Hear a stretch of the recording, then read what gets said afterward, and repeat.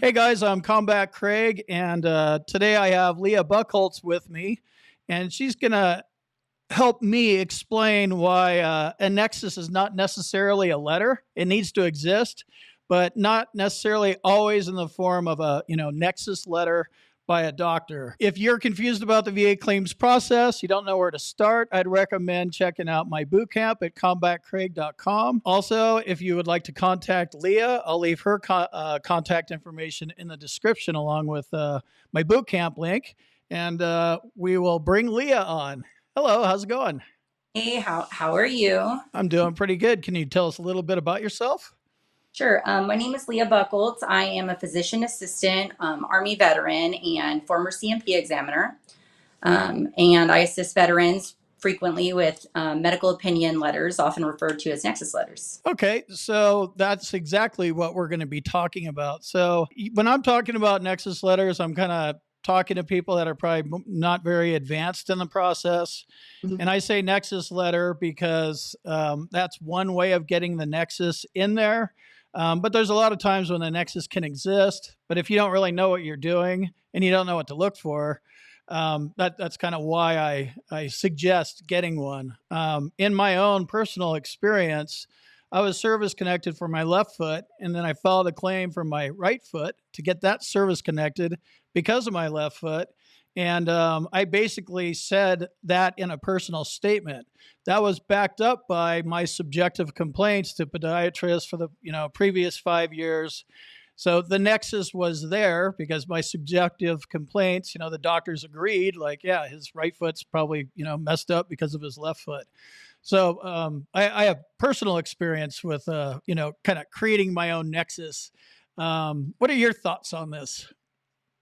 So you brought up a lot of really great points. A Nexus is from my standpoint, it's showing a link between your service and a current disability, whether that's an injury or an illness, right? Yep. In fact, to your point, you're going to get a Nexus opinion when you go to your CMP exam, right? The, Yep. the examiner is going to say whether they believe it is more likely than not, at least as likely as not, so on and so forth. Or less likely than not, the one you Right, don't want or is not due to. You definitely don't want that one either. right. They're going to give you that opinion, right? Now you can, privately go get a medical opinion letter. That's kind of what I do, right? Yep. But never required, like you were saying. There's tons of way. A good personal statement can go a really long way. You don't have to have, a 7-page Nexus letter. You can have your primary doctor write a couple of sentences, and that may work in your note, or your VA provider if they write, I believe their, migraine headaches are more likely than not related to their headaches, or they don't even have to use the fancy language. If, Right. if they Right. if they just write something, adding information like why they believe that, to back it up is helpful. Um, but an actual Nexus letter, while helpful at times, is not a requirement by any means to show a service connection, as you kind of alluded to with your foot connections. And I left that part out. I did go to a CNP exam, and he did Mhm. agree with all my medical evidence. It's all about it's like 99% medical evidence and 1% my personal statement. So you're getting a nexus one way or another, and he did agree with me. So good point. You can get the nexus, or you will get a nexus from the CNP examiner for sure. Mhm. So it's better to have him prove the nexus for you. But if you need a private provider, that's a route to go for sure.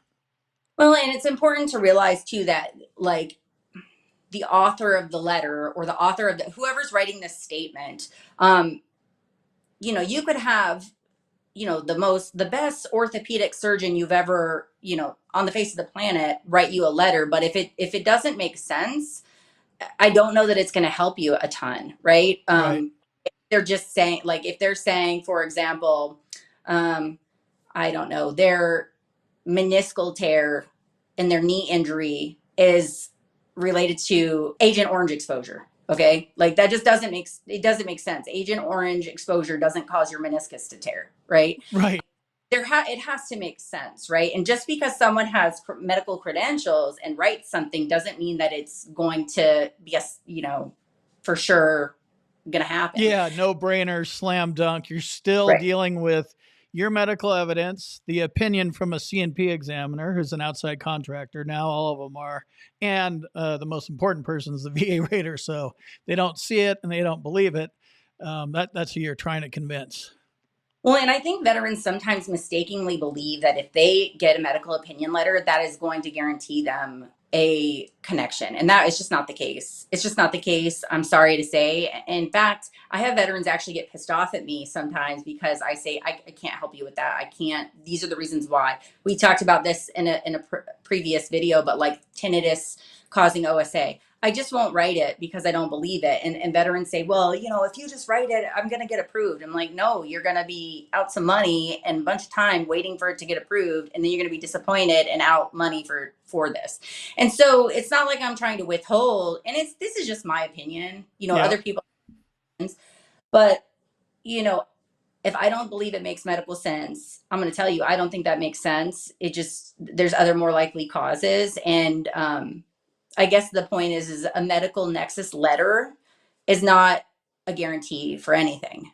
And that's it, because there are no guarantees. Educate yourself about your disabilities, your claim, your symptoms.